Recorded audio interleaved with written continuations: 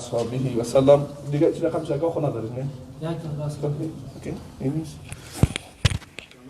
الله متعال سپاس میگیم که باز هم برای ما شما توفیق داد که برای توضیح و فهم شریعت الله متعال اینجا جمع بشیم و از الله استدعا داریم که نیت‌های ما شما را خالصانه بگردانه.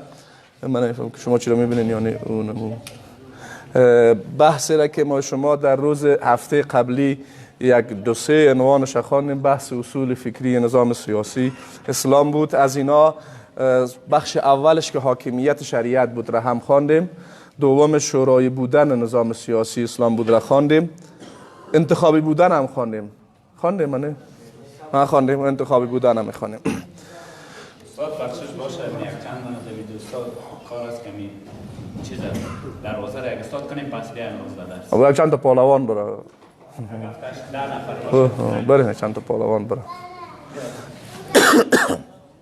خب معنای انتخابی بودن چیست؟ معنای انتخابی بودن این در حقیقت فرع شورای بودن است، اما چون این مبحث بر اساس نیاز زمان داغ است و او خاطر او را به صورت مستقل هم گفتیم. یعنی دو مفهوم داره.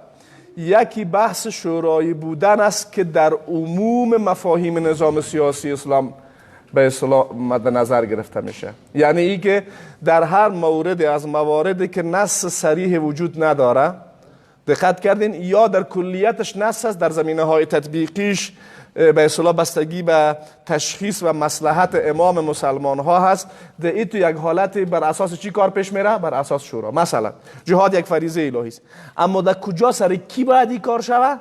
در این مورد که کدام آیت خاصی الله متعال نازل نکرده که حتما شما باید برید که فلانی طایفه در فلان جای جنگ کنین. این تو آیت ما داریم؟ نداریم. این بستگی به چی داره؟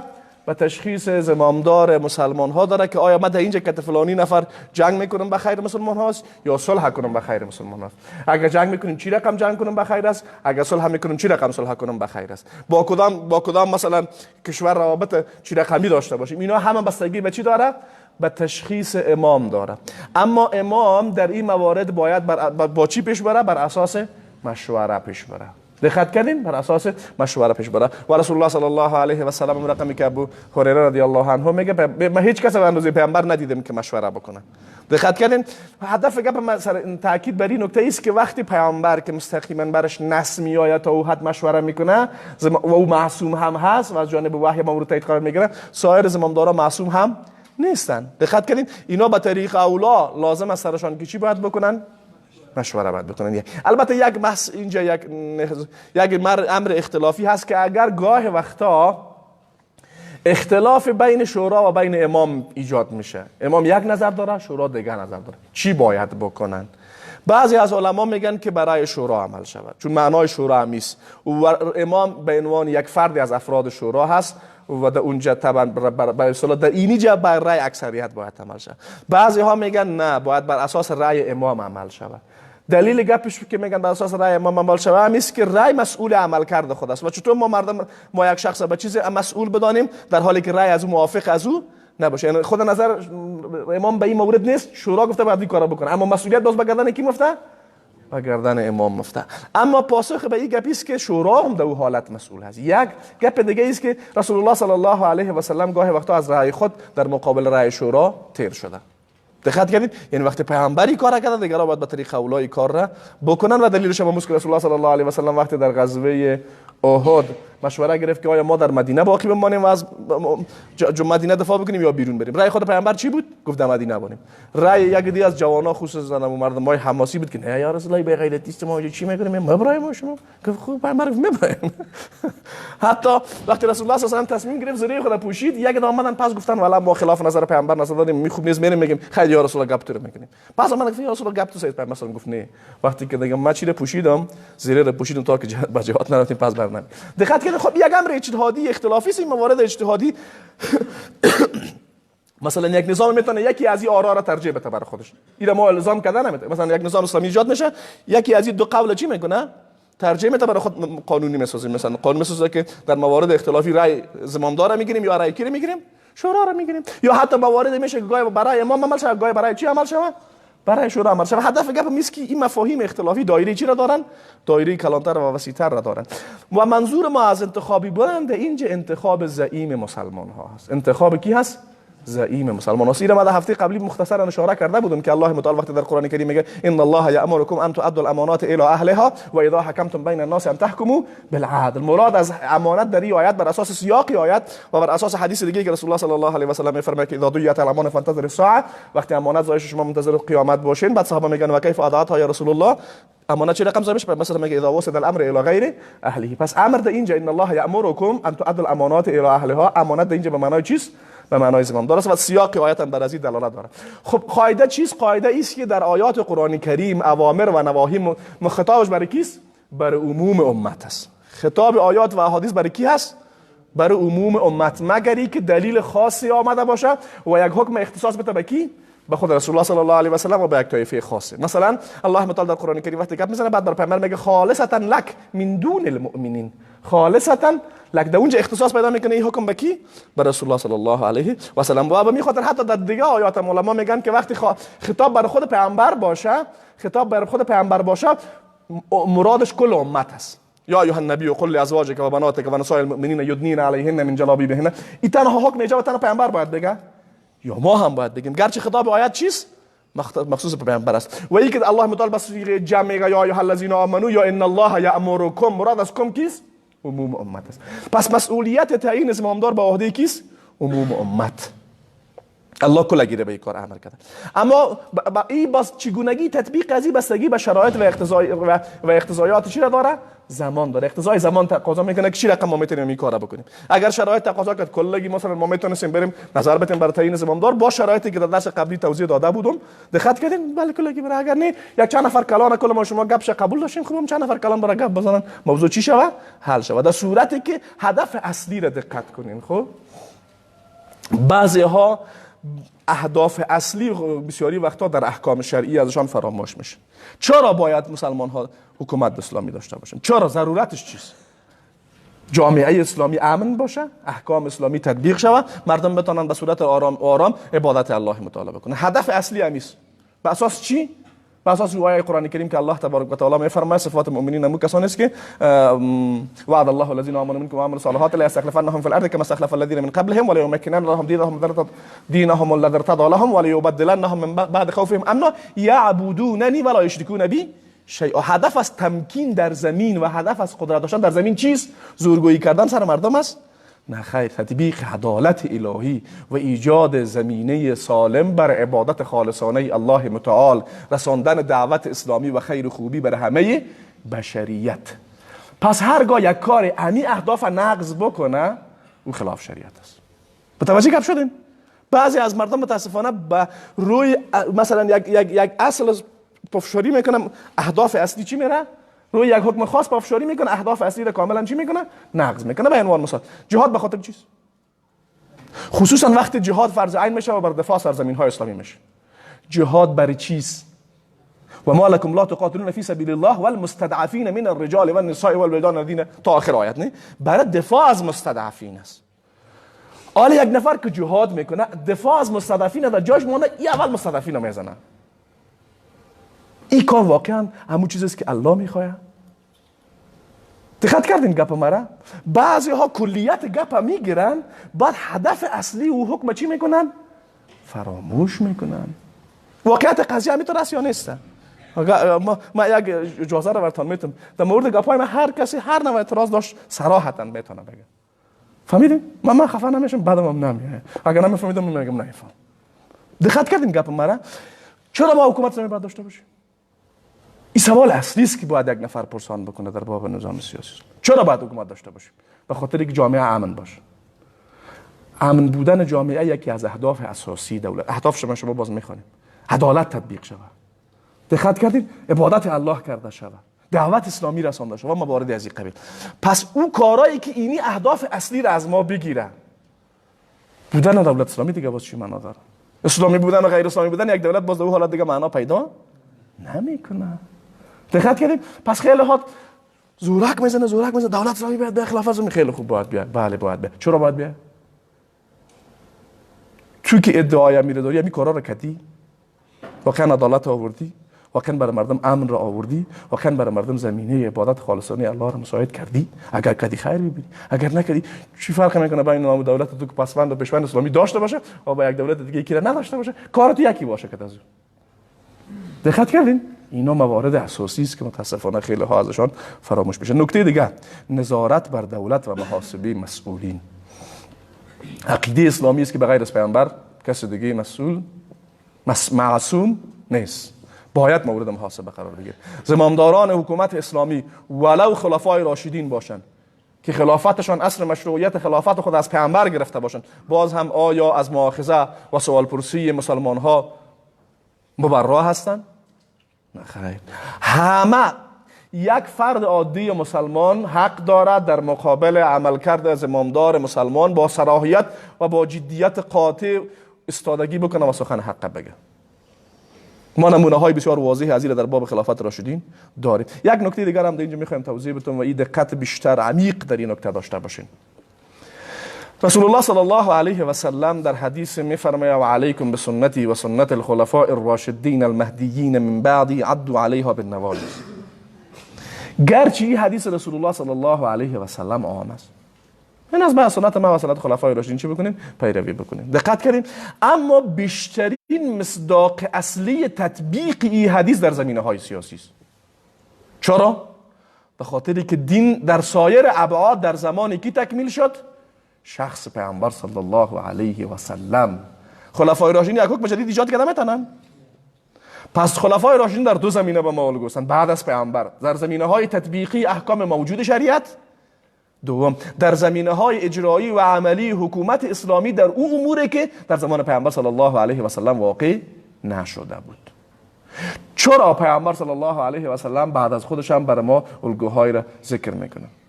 چون مسائل سیاسی اسلامی بگونه است که بعضی از حالات از این در مقابل پیامبر ابعاد اجرایی پیدا کردن نمیتونه.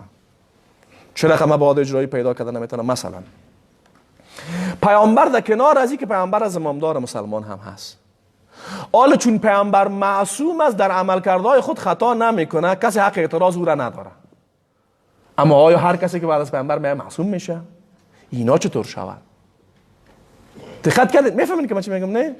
اگر ما بگیم که خب پیامبر صلی الله علیه و سلم زمامدار مسلمان است، اگر پیامبر زمامدار مسلمان است، در کنار از این بود پیامبر بودنش فراموش بکنیم، یک نفر به اعتراض بکنه، مثل که امو کلان خوارج آمد گفت ای عادل یا محمد، عدالت که محمد، ما اگه عدالت نکنم چی کسی دیگه در زمین عدالت خواهد کرد؟ و پس پیامبر عدالت نقض میشه؟ تصور نقض عدالت از پیامبر نیست، اما همه زمامدارا بعد از او همین رقم میان؟ نه. خب چطور باید شود؟ پیامبر صلی الله علیه و سلم حداقل 4 نفر برای ما چی معرفی میکنه؟ نمونه معرفی میکنه. در مقابل از اونها اعتراض کرده میتونیم. اونا چرا اعتراض کرده میتونیم؟ چون تنها صفت رهبری را دارن، صفت نبوت ندارن. او صفت نبوت در پیامبر صلی الله علیه و سلم بود که زمینه اعتراض برای ما نمیداد. حالا اگر یک نفری بیا بگه خب کسی پیامبر از ما بود که در مقابل از اعتراض کرده میتونه، در مورد ما اعتراض نکنین، این گپش درست است؟ نه. و بعد از عملکرد عملی خلفای راشدین در سایر زمینه ها، یک مورد بسیار واضح را برای ما امیر نشان میده که خلفای راشدین برای مردم چی میدادن؟ نه تنهایی که اجازه میدادن مردم در عملکردهایشان اعتراض بکنه، بلکه امر میکردن و تشویق میکردن. دقت کنید خلفای راشدین برای ما شما مشهور است عملکردهای از اونها. عمر رضی الله عنه در رأس این امر قرار داشت. دقت کنید. یک گپ دوم، مخالفت با پیامبر یا کفر است یا حداقلش نفاق است، اما مخالفت با زمامدار کفر و نفاق است؟ نه. دقت کردین؟ شما ببینید اگر یک نفر در مقابل امر پیامبر مخالفت بکنه، حداقلش چیزی که نفاق است. مثل دیگه عمل کرد ابو عبدالله ابن ابی و پیروان از زمان پیامبر صلی الله علیه و سلم. اما اگر کسی بعد از اون مخالفت بکنه چی؟ حالا در اینی زمینه ما چی باید بکنیم؟ یک سخن بسیار جالب را من یک بار از ابوالحسن ندوی مطالعه کردم، گپ جالبی بود. او میگه بعضی ها سوال میکنن، در ذهنشون سوال میشه که مثلا وقتی پیامبر صلی الله علیه و سلم گفته دوران خلفای راشدین برای شما الگو چی؟ دوران خلفای راشدین که میبینیم ظاهرا گدودی زیاد داره، خصوصا دوران خلافت عثمان و علی رضی الله عنه. این چی رقم جنگای داخلی است، هزاران نفر از طرف کشته شده، این چی رقم میتونه الگو باشه به ما؟ چی کسی میتونه بگه حقیقتا با وجود اون وضعیت ناگواری که در دوران خلافت عثمان رضی الله عنه و علی رضی الله عنه واقع شد. بازم اینا با ما الگوست و این الگو رو شریعت تعیین کرده. کی میگه؟ متوجه من سوالم شدین؟ گنگ سارا گنگ سر میگم. الگو معمولا به چی نام نظام های گفته بشه؟ نظام هایی که از هر لحاظ خوب باشه، کل گپ جور باشه دیگه. اینو میگم الگو.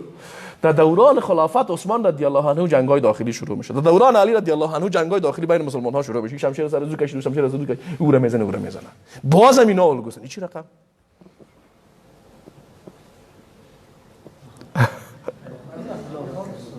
به خاطر اختلافات الگوست. ما هم اختلاف کنیم. سوال ما فهمیدین یا بازم نفهمیدین؟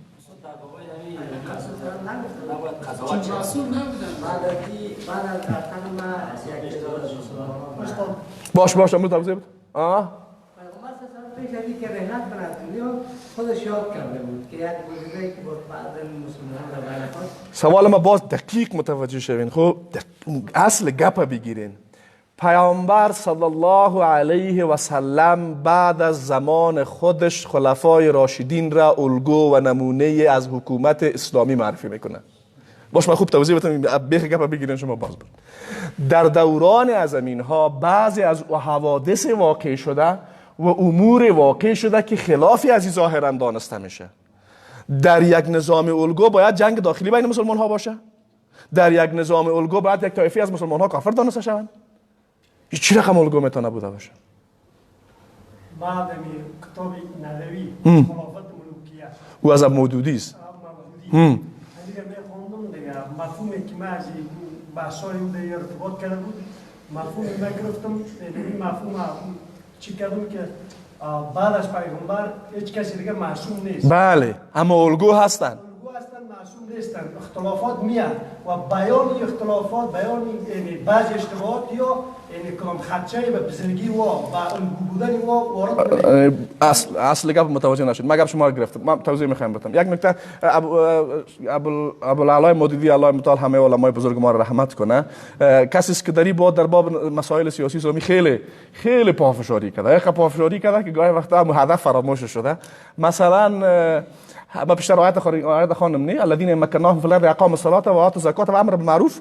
از پیشش کمکی میشه بگیم اهداف و وسایل به هم خورده که میگه حتی همین نماز خواندن هم یک تمرین است برای آوردن حکومت، در حالی که نه، حکومت وسیله است برای عبادت الله متعال که نماز خواندن باشه.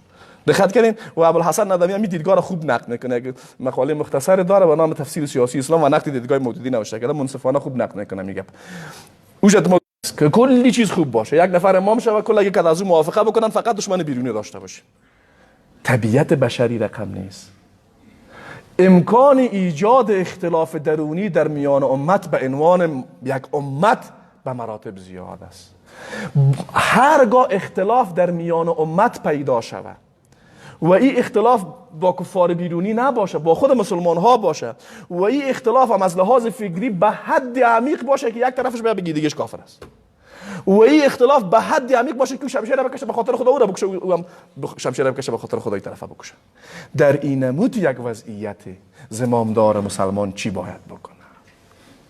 عمل کرد عثمان رضی الله عنه و علی رضی الله عنه در اینی بود الگو هست. فهمیدین گپ مرا؟ اگر ما یک نمونه عینی از وجود اختلافات شدید در میان امت در صدر اسلام نمی داشتیم، خالیگاه وجود داشت، همه چیز خوب می بود، خب یک زمامدار مسلمان وقتی با این یک حالت مواجه می شد چی باید میکرد؟ دقت کردین منظور گپ مرا؟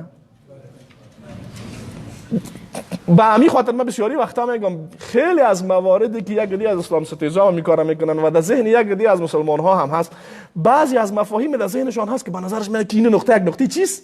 منفی است. اونمون نقطه را اگر دقت بکنیم یک نقطه قوت است.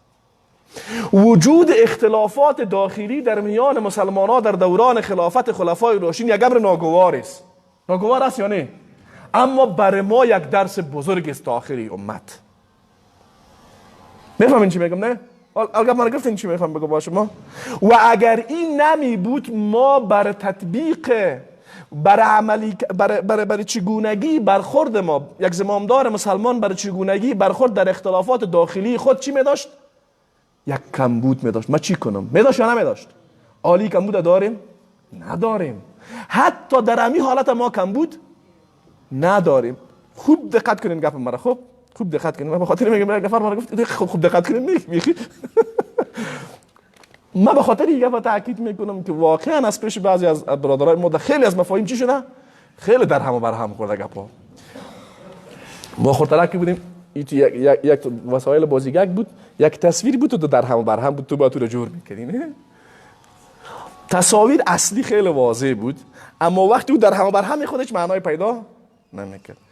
برداشت خیلی از برادرای ما اسلامی رقم است، خصوصا در مورد بعضی از احکام، نظام سیاسی، جهاد، خلافت اسلامی، فلان. تو در هم بر هم است که بکشی تصویر واضح از آن چی که در دستش است نمیتونی پیدا کنی. چرا اونمو خالیگکا امو تصویرکا چی شده؟ در جای اصلیش قرار اون رقمی بازی خدا باشه. نه شما کاش که ما کامپیوتر میآوردم براشون. دقت کردیم؟ یعنی چی؟ یعنی یک تصویر کامل از قطعه های کوچکی تشکیل شده و این قطعه های کوچک زمانی و تصویر برای شما درست نشان میده که هر قطعه در جای خودش باشه. اما تو یعنی اگر یکی از این قطعه در دیگه جای باشه شما تصویر درست فهمیده نمیتونی. و آیا حقیقتا تصویری که ما از اسلام در ذهن خود داریم، خصوصا در باب مسائلی که فعلا در فکر معاصر اسلام مطرح است، در باب سیاسی بیشتر، حقیقتا همون رقم در هم بر هم نیست؟ ما از خود برادرها سوال میکنم، خیلی از مفاهیم احکام در ذهن خود شما در تقابل با هم دیگه قرار ندارن؟ دارن نه؟ یک چیز است، یک دیگه چیز است. حیران میمونی که خود اگه جرأت نکنی بگی چرا اسلامی رقم است، در ذهن خود که خود در هم و بر هم هستی. چرا رقم شد؟ روز اول چند برادر هم پاسخ دادم، میفهمم یکی از حالات اساسی که در ذهن از ایجاد اولا می رقم. این چی رقم میگه؟ این چی رقم؟ رقم تصور میکنه. چرا؟ او از یک زاویه خاصی به قضیه نگاه داره و در ذهن خودش هم زاویه خیلی خوب است. تو وقت از دیگه زاویه اینا مثلا من اینجا هستم شما رو میبینم، نه؟ خب تصویر ما متفاوت است تصویر شما از دیگه. اگه اون برادری که اونجا یک شیشته تصویر از اون متفاوت است. عالی مثلا من میگم کل گپ همین چیزی است که من میبینم، اما اون برادر دیگه چیز میبینه. وقتی یک بار موقعیت اینو تغییر میدی تصویرش به هم میخوره. نه میگه خرابش میکنم. اما درست یا نه؟ متوجه شدن؟ و یک خیلی از کسا از این موقعیت خود همین تصویر جور کرده، کمکی که شورش بیتی از پیش در هم بر هم میخورنه، موضع را پیدا کردن نمیتونه، چرتش خراب میشه. سعی که میگی استاد چی کرد؟ پس بر احکام اسلامی از هر زاویه و از هر نقطه خاص نگاه بکنین و هر قدر اگر شما یک تصویر دقیق کامل داشته باشین، هر قدر یک نفر این احکام در هم بر هم بزنه، پس شما او را ترتیب داده میتونین. اگر این دقیق نفهمیده باشین، فقط یک حکم از پیشتان خطا خورد، ذهنتان به هم میخوره. و به همین خاطر است که ما میبینیم جوانان ما از لحاظ فکری در نوسانهای بسیار عجیب و غریبه واقع است. شما همین خط قلب خود دیده باشین، نه؟ دیدین نه؟ تو یک دفعه بالا میره، یک دفعه پایین میره، یک دفعه بالا میره، یک دفعه پایین میره. خیلی از جوانان ما میرقم نیستن. یک دفعه تو گرم میاد پیشونیش دیوار انستان نمیشه، یک دفعه دیگه یک مسئله بسیار یک خاشک خورترک هم دمریشو میگیره. بفهمین؟ پس من گپی را که در اول تاکید زیاد کردم، بیاین فهم خود اسلام اصلاح کنیم تا این جور نشه. قسم به الله اگر دیگه چیزی جور کرده بتونیم، تا من تکرار میکنم و بسیار وضاحت هم تکرار میکنم، تا زمانی که ما یک فهم صحیح و عمیق از اسلام پیدا کردن نتانیم، ولو میلیون ها نفر را قربانی بدیم، دین تطبیق نمیکنیم. نمیشه تطبیق. این سنت الهی است، ولن تجد لسنت الله تبدیلا. با فهم غلط ولو میلیون ها فداکاری بکنیم دین تطبیق نمیشه. آیا عملا امت همین ثابت نکرده؟ نمیبینیم ما. گاهی وقتا بعضی برادران اصل گپ نمیگیرن. خب امی قربانی که امروز امت میده، این گپ خورترک است. گپ خورترک است. هزارها انسان کشته میشه، هزارها زن بی عفت میشه، هزارها یتیم و مظلوم ما داریم و مظلوم ترین امتیم. عمل کرده خود ما را به طرف نجات از این وضعیت میبره یا وضعیت بحرانی کده میره؟ کدامش هست؟ منصفانه بیاین ببینین قضایا را. پس ما به جهت درست در حرکتیم؟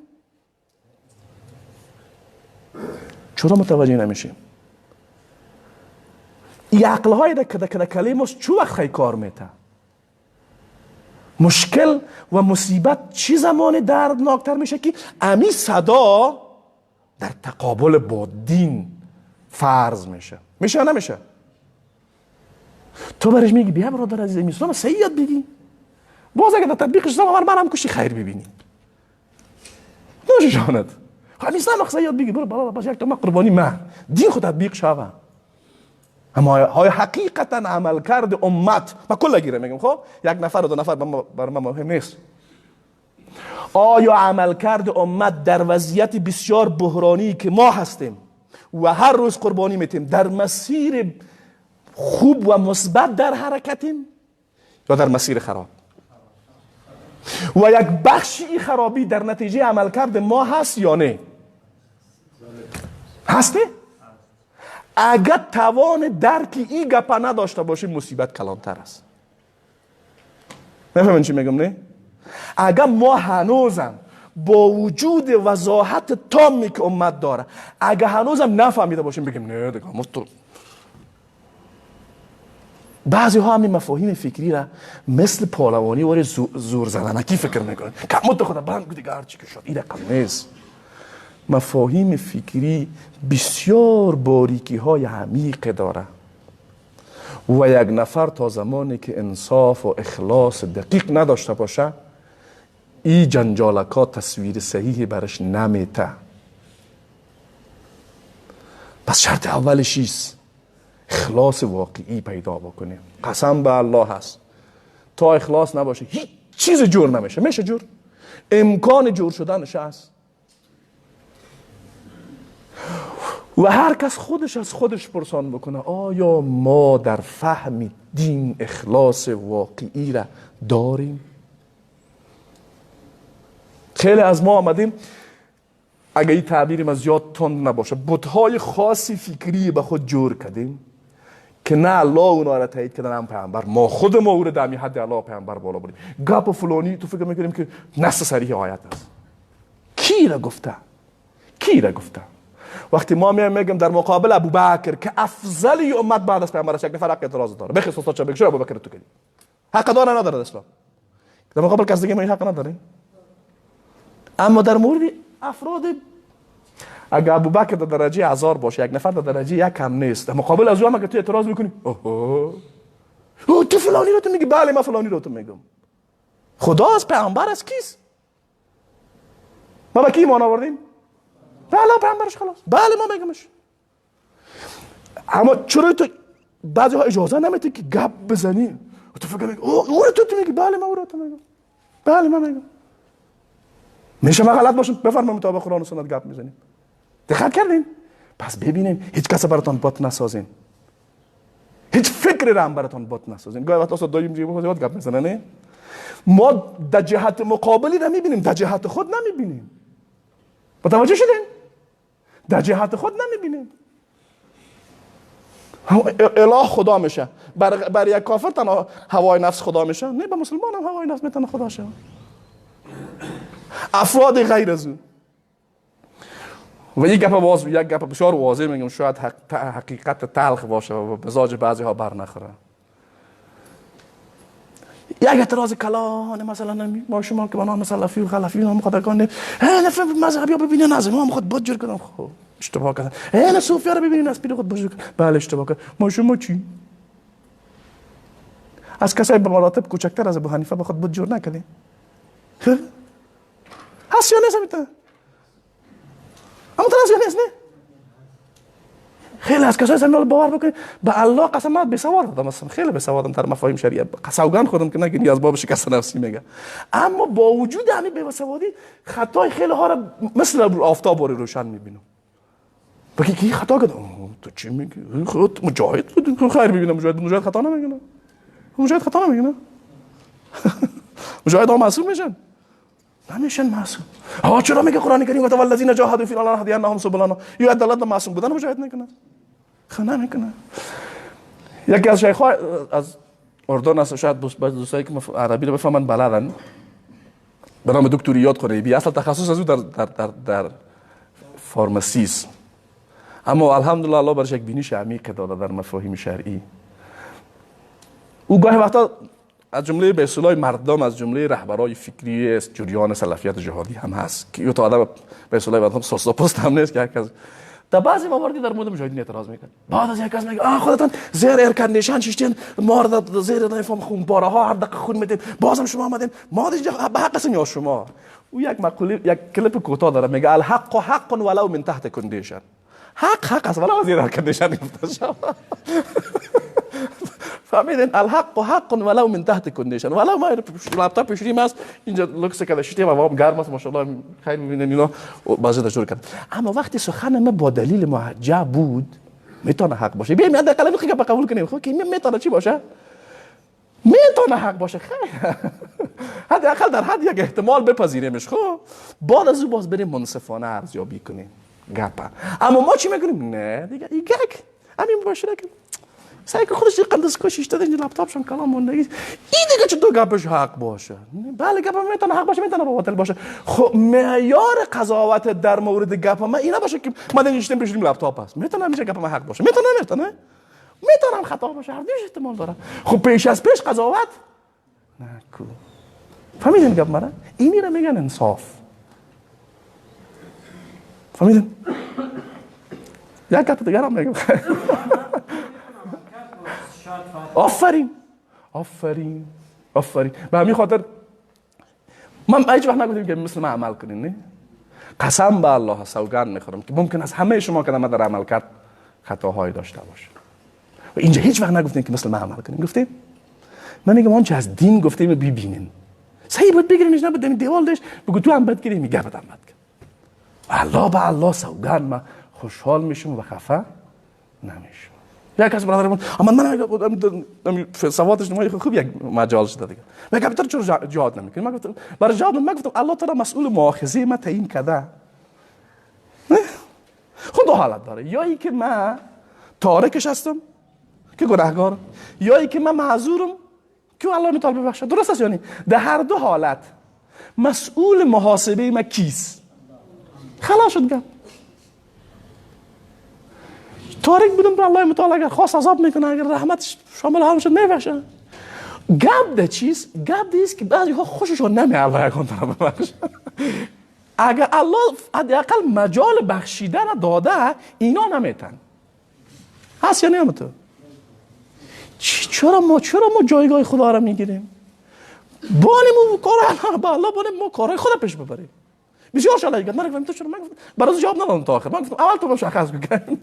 همین سوالی رو که تو میکنی دو حالت داره، یا اینکه حکم شرعی رو نمیفهمی، یا اینکه نه هدفت است که بیای مرا بگی که تو چرا تو هستی. نه اگه حکم شرعی نمیفهمی بعد نگم میگم فلان از جهاد چیستن ما برای من گفتم نه هرگز ما برای نیست، حکم برای همه است، استثنا نداره.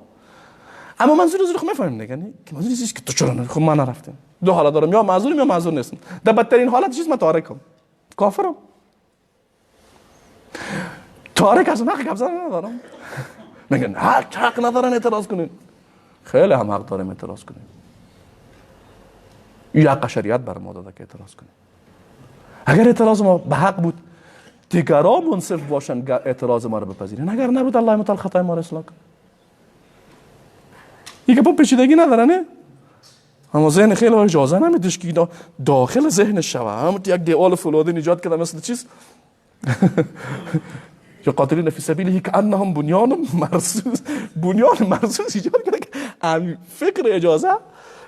اون یک برادر یک تصویر جالب نشر کرده صفحه خود. یک نفر چوب از طرف زدن میگه گپ نزن. ما چوب هستم میگه فکر نکن. توجه شدن؟ او چوب از میگه گپ نزن، اون میگه ما چیز گپ نزدیم، میگه فکر نکن. پس اجازه ندین حق فکر کردن هم مردم از شما بگیره. این بالاترین درجه غلامی و بردگی فکری است. از پیش خیلی ها گرفته شده. نه اجازه فکر کردن حتی خودش برای خودش نمیده. چرا به خودش نمیده؟ به خاطری که او قصری که در ذهن خود ایجاد کرده این مفکوره هایش بعضی خشتای از زیر مندازه، قصرش به هم میخوره، اینو نمیخواد به هم بخوره. پس فکر کنین، گپ هر کس بسنجید، گپ ما را در پایین ترین درجه از سنجش قرار بدین، اما حداقل یک کم تأمل بکنین. مؤمن صفتش همیست فبشر عبادی الذین یستمعون القول فیتبعون احسنه. نظارت بر دولت و محاسبه مسئولین از جمله اصول اساسی فکر سیاسی اسلام است و از این گپ هیچ کسی استثناء نیست به شمول خلفای راشدین. نه تنهایی که اعتراض در مورد از اونها اجازه است، حتی عدم بیعت به اونها یک نفر را از دایره ایمان بیرون نمیکنه. حدیث که میگه من مات وليس في عنقه بیعة مات میتة جاهلیه، هیچ عالمی از امت به تکفیر تعبیر و تشریح نکرد. آخرین حد چیزی که تو در مقابل یک نظام واقعی مشروع، در مقابل خلافت راشده اگر بیعت نمیکردی تو گناهکار بودی، کافر نه. دوم، اعتراض در مورد زمامداران مسلمان. همین نکته رو میخوایم توضیح بدم. علی رضی الله عنه خلیفه کیست؟ خوب جایگاه رو بفهمین، باز دیگه گپار. علی خلیفه راشده است، از عشره مبشره است، داماد پیامبر است، از اولین کسانی است که در اسلام آورده. فداکاریش را هم کمتر کسی در میان امت داشته. کسانی میخزن میگن تو کافری. علی چی میکنه؟ بعضی ها دعوای خلافت راشدین دارن، تو را در یک کار مستحب هم کافر میگن، فرض هم گاهی کافر میگن، در حالی که علی خلیفه راشده هست خوارج میگه تو کافری. انصاف علی را در دو بود ببینین، یک بود فکری، دو بود عملی. از علی در مورد اینا پرسیده میشه. اونا چی کسانی هستند؟ اونا کسانی هستند که صراحتا حدیث پیامبر در موردشان آمده که پیامبر میگه از دین مبره مثل که تیر از کمان مبره. مصداق نصوص در زمان پیامبر و در زمان صحابه عینی است، در زمان ما شما چیست؟ اجتهادی. مصداق نصوصی که در باب خوارج آمده در مورد خوارج زمان علی رضی الله عنه چی بود؟ عینی و قطعی بود. با وجود علی از علی پرسیده میشه که خوارج کافرن، علی چی میگه؟ اگر ما شما بودیم چی میگه؟ اینا بخی کافرن. چرا حدیث هم دارن که پیامبر گفت از تیر از کمان برن مثل که اینا از دین میبرن سگای جهنم حتی برشان گفته شده. علی چی میگه؟ میگه اینا از دین فرار میکنن. این نیست الگو بودن خلیفه راشده در مقابل مخالفین سیاسی که او را تا حد کفر پیش میبره. این نیست الگوی واقعی به یک خلیفه راشده و یک نظام واقعی اسلامی بر زمامدار مسلمان در مورد کسی که بر علی خلیفه راشده بشارت داده شده به جنت از اولین ایاران پیامبر که دهها آیت دلالت به جنتی بودنش میکنه، او را تکفیر نمیکنه. میگه اینا از کفر فرار میکنن. سوال کنه کمکی پایین میگه خیلی منافق هستن.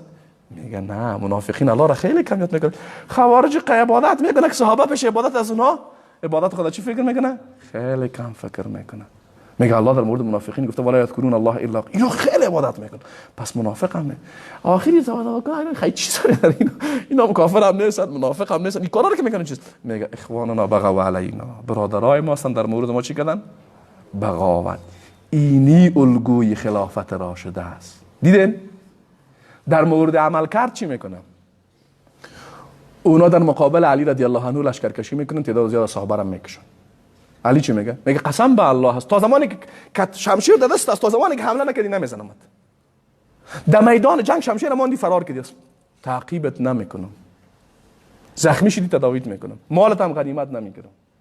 زندانیت هم نمیکنم. فرار کردی. در نظام سیاسی اسلامی که الگویش خلافت راشده باشه مخالفین سیاسی ندارن که کشته شود خیر، زندانی شود خیر، تحقیر شود. گفت ما از مزید شما رو منع نمیکنیم. علی رضی الله عنه در کجا شهید شد؟ ایره نمیفهمید علی رضی الله عنه که خوارج کافر میگنش و واجب القتل رو میدونن؟ چرا علی اجازه داد این کار؟ میخواست اسلام به تعبیر اصلیش باقی بمانه، ولو علی قربانی میشه. فهمیدین گپ مرا؟ اسلام صحیح باقی بمانه و هوای نفس علی به عنوان خلافت راشده در دفاع از خودش در مقابل خوارج تصویر اسلام را خدشه‌دار نکنه. میفهمین چی میگم؟ نه؟ فداکاری به دین ایست. فهم صحیح اسلام ایست. ما در مقابل مخالفین فکری خود مثل خوارجیم، مثل علی. حکم کردن ما در مورد مخالفین فکری ما علی گونه هست یا خوارج گونه؟ هر انسان منصف میتونه بفهمه، میتونه یا نمیتونه. ما چیستیم؟ آیا ما بر مخالفین فکری خود مثل علی توجیه میکنیم و بهانه میتراشیم، یا مثل خوارج هزار بهانه را میپالیم تا تکفیر کنیم؟ چی کارم میکنیم؟ ببینیم ما در کدام موقعیتیم. سخت است گپ، هر کس خودش میتونه بفهمه. نه گپای ما میفهمین؟ نه بعضا میگن نه با خدا مسائل سخت است که ما نمیفهمیم. چطور کنیم؟ چرا نه؟ ما سوال ما خوب دقت کنید، هر کس فکر بکنه میفهمه. ما در مورد مخالفین فکری خود، برای حکم کردن در مورد مخالفین فکری خود خوارج گونه عمل میکنیم یا علی گونه؟ ساده است، هر کس خودش بفهمه. من نمیگم که چی میکنه. ما از لحاظ عملی در مورد مخالفین خود، عمل و عمل کرده ما در مورد مخالفین ما از لحاظ سیاسی و فکری خوارج گونه هست یا علی گونه؟ انشاءالله کمت باشه. خیر باشه. دولت خدمتگزار نه اقتدارگرا. نظام به صورت کلی، نظام سیاسی اسلام بالاترین تعریفش است که یک نهاد کاملا خدماتی است. کاملا چیز؟ خدماتی. خلیفه مسلمان ها شب روز هیچ وقت نداره. توی یک ضرورت داشته باشی باید بری برش بخی خلیفه این مشکل محل کن. رخصتی نداره زمامدار مسلمان. نظام اسلامی رخصتی نداره، شب و روز نداره. خود شخصا مکلف است. اسلامی رقم نظام داره. خب ما بارها تاکید کردیم، قسم به الله هست اگر به کافر که اسلام را به عنوان یک دین قبول نداشته باشه، نظام سیاسی اسلام را بشناسه، میگه من رئیس اسلام غرض نیست، خود نظام سیاسی میخوایم. اما آل مسلمانی که آماده است بر دفاع از دین کشته هم شوه، آماده نظام سیاسی اسلام قبول کنه است یا نه؟ متضاد بین مسلمان ها. چرا این خرابی رو کی کرده؟ ما کردیم. ما به نام اسلام و نظام اسلامی او چیز آوردیم که همین خود ما مزور راضی نبودیم، چی رسه به مردم. همه ترس یا نه؟ و این مصیبت هم ما جور کردیم. تحملش باید کی بکنه؟ اسلام. اسلام تکن، اسلام تکن، اسلام تکن. کوش اگه فرق بگه احمد تکن، فرق بگه محمد، مبشر تکن، میگه بالا پسش اسلام تکن. میکنه نمیکنه. پس خوب دقت کنین. در نظام اسلامی، در نظام سیاسی اسلام، هیچ کسی در مقابل هیچ مسلمان و انسان دیگه حق هیچ روز یک گپ بعد گفتن حق نداره بگه خلیفه مسلمان ها باشه. همه روابطی که بین زمامدار و اسلام، آمر مأمور در نظام سیاسی اسلام از شریعت معین کنه. فهمیدین؟ این مجال نداره که من بیام تو بکنم. حق شما زندگی خلفای راشدین بخوانین، خوب بخوانین، دقیق بخوانین. اونا نمونه های عملی از تطبیق اسلام زمان پیامبر، زمان بعد از پیامبر. عمر رضی الله عنه احساس مسئولیتش برای یک گرسنه‌ای که در یک وادی بسیار دور افتاده هست خود مسئول احساس میکنه. زمامداران مسلمان به خاطر یک لباسی که خود عمر است پاسخگوشن که لباسی که در جان تو هست اینی تکیش از کجا کردی؟ کسی به همین طور سلام تو بکنه واقعا چی میگه؟ مثلا یک نفر میگه دیگه ببین چی؟ عمر پاسخ میده. پاسخگو بود. چرا عمر پاسخگو بود؟ گفتیم خوب دقت کنید. فکر میکنین این عوامل نفسی که فعلا در ما هست در بین صحابه نبود؟ اعتراض کردن بعد آدم نمیه؟ بعد گفتن اگه بعد آدم نمیه؟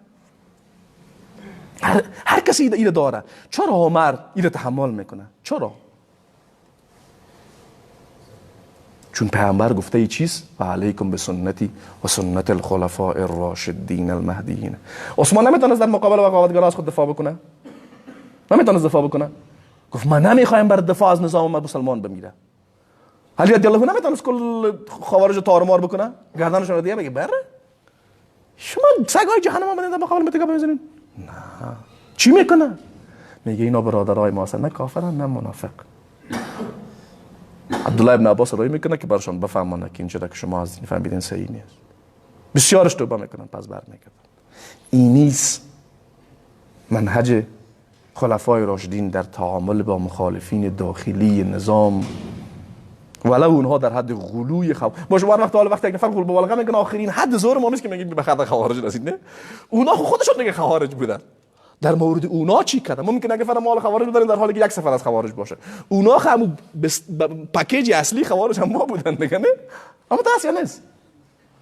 اون بسته اصلی خوارج کی بودن؟ اونا بودن. رضی الله عنه پیدا شدن. در مورد امونا انصاف و عدالت رعایت میشه. پس دین الله را عمیق بفهمید.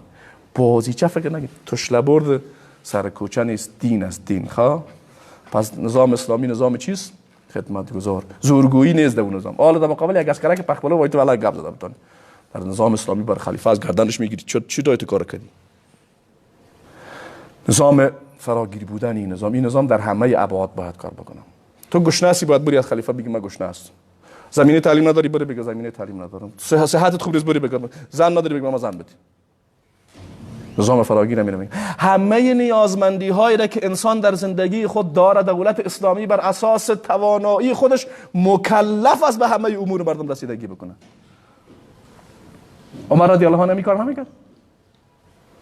ابوبکر نمیکرد. عمر رضی الله عنه وقتی رعیتش غذایی برای سیر شدن ندارن خودش هم نمیخوره. صحابه است تا از مرگش میتونن که والا خلیفه از گوشتگی نماری بیا بیره کجا بریم. میگه من نمیتونم بخورم. خلافت راشده یعنی ای، نظام اسلامی یعنی ای. حالا هر گنگس گل در هر گوشه هر پدی میکنه میگه ما نظام اسلامی داریم فلان شده به مدان شده. دیگر از میگیم که استاد آمد. سبحانك اللهم ربنا وبحمدك نشهد ان لا اله الا انت استغفرك واتوب الیک. سوال انتقاد پیشنهاد گپ بزنید. راست فراگیر بودن نظام بعد نواقص اگر بود کمیته‌های بسیار کاهش زیاد نظام ها بر اساس زور خود بر اساس توانایی خود مکلف